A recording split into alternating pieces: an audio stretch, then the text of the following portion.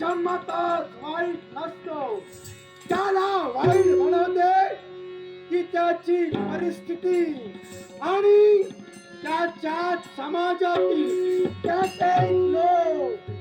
असाच काहीसा प्रसंग माझ्या जीवनात घडला. तो कोणता असेल तर अशाच काही कारणांमुळे माझ्या आई वडिलांसहित आम्हाला वाईट टाकण्यात आलं.